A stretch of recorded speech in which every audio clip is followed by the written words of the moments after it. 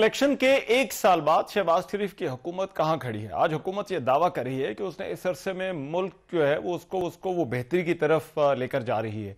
फरवरी के इलेक्शन से मुतालिक अवाम को गुमराह करने की कोशिश की गई और मुखालिफिन अब भी झूठा बयानिया बना रहे हैं। मुल्क में सियासी कशीदगी इलेक्शन के एक साल बाद भी जारी है। वजीर दिफा ख्वाजा आसिफ ने कहा कि पीटीआई को दोबारा 9 मई और 26 नवंबर नहीं करने देंगे।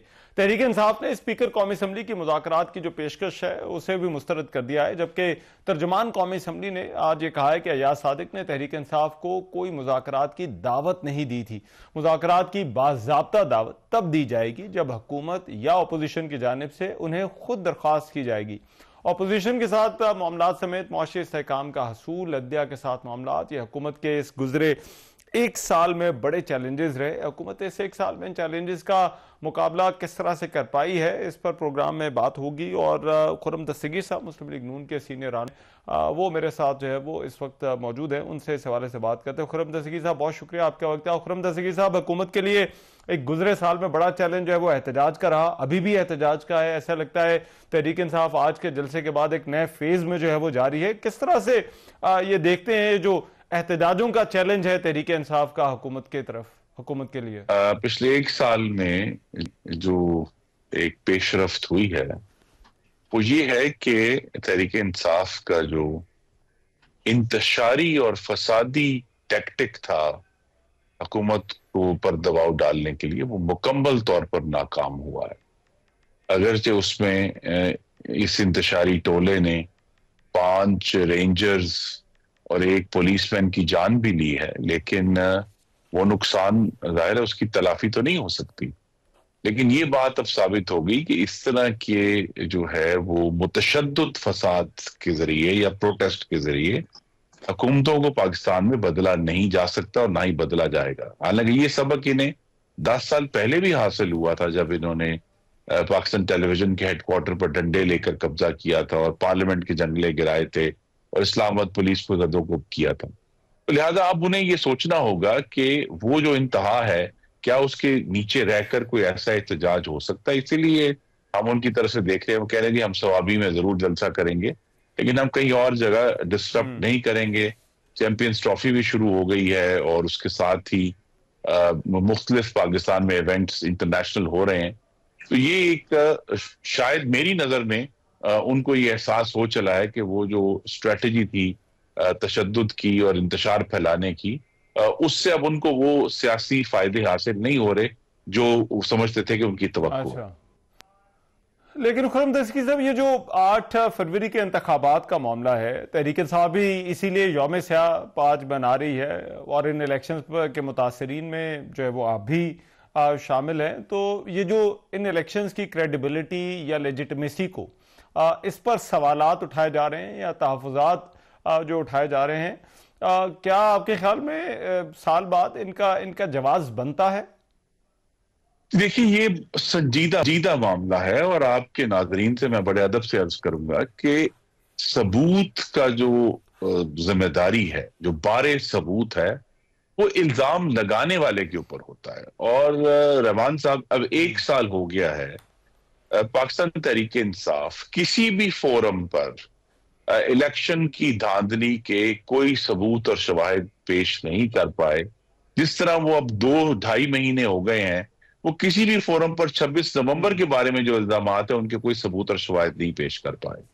और ये जो मुज़ाकरात जो अभी इन्होंने खत्म किए हैं, इन मुज़ाकरात में उनके पास एक बहुत अच्छा मौका था कि वो पूरी सबूत और शवाहिद के साथ आकर हुकूमती टीम जो थी उसके सामने रखते हो, कहते जी ये है वो सबूत जिसकी हम इन्वेस्टिगेशन चाहते हैं।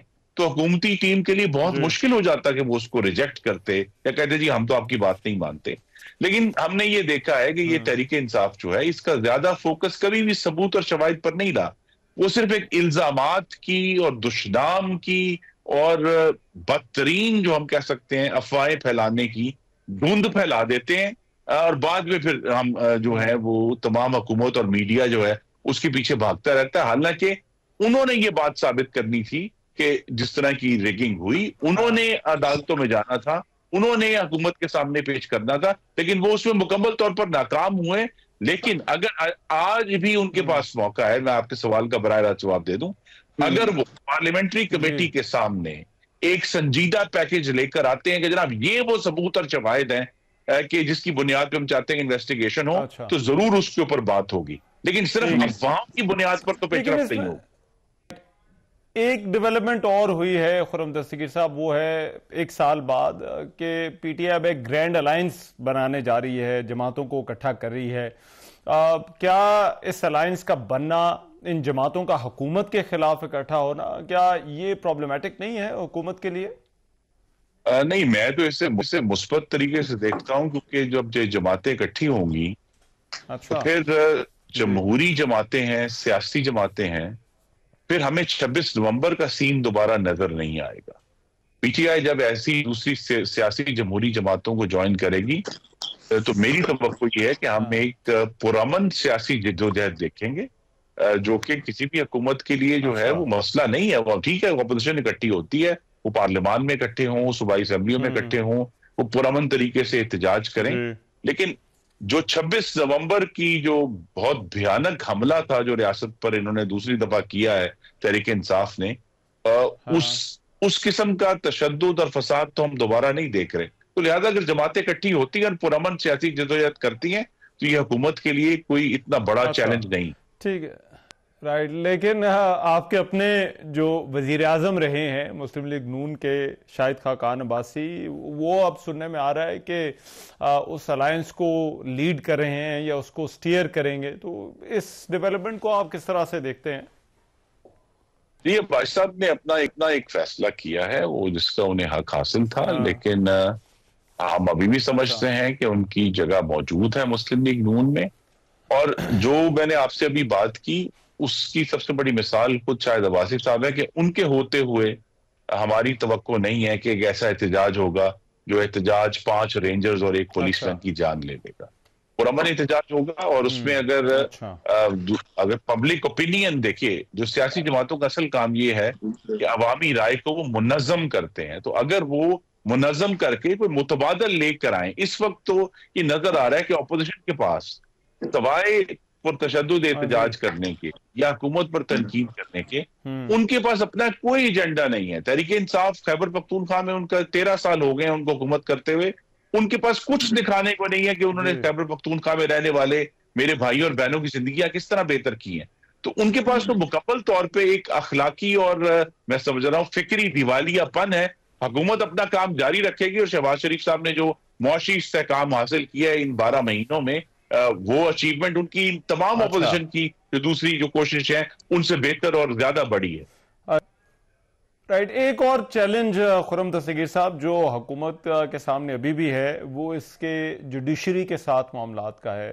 खतूत अभी भी लिखे जा रहे हैं और एक तासुर बन रहा है जैसे हुकूमत को कुछ जजेस के इंतज़ामी ओहदे जो है वो संभालने के हवाले से तहफ़्फ़ुज़ात हैं। ये क्या बात समझते हैं? ये मामला क्यों नहीं हल हो रहा, या ये तासुर क्यों नहीं दूर हो रहा जो इस वक्त हुकूमत और अदलिया के दरमियान है?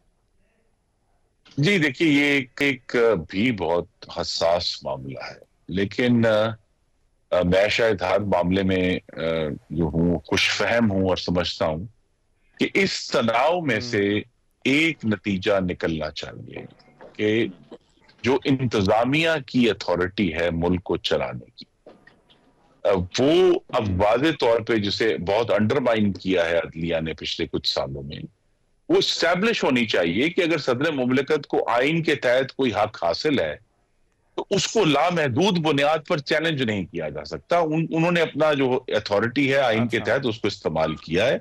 उस पर हमें एतराज भी हो सकते हैं, उसके ऊपर लिटिगेशन भी हो सकती है, उसको चैलेंज भी किया जा सकता है अदालतों में। लेकिन अगर मुस्तकिल तौर पे हर जगह ये जो हम कह सकते हैं खतबाजी शुरू हो जाएगी, तो ये खतबाजी करना अदलिया का काम नहीं है। अदलिया का काम जो केसेस उनके सामने है उनको बिला खौफ खतर और बेलाग फैसले करना है। और यही मेरी तवक्को है कि इस तनाव में से और जिसमें कुछ वक्त लग सकता है, उस तनाव से जो बेहतर नतीजा ये है कि एग्जेक्टिव की का जो हद है वो भी उसका भी तयन हो जाएगा और अदलिया की जो हद है उसका भी तयन हो जाएगा।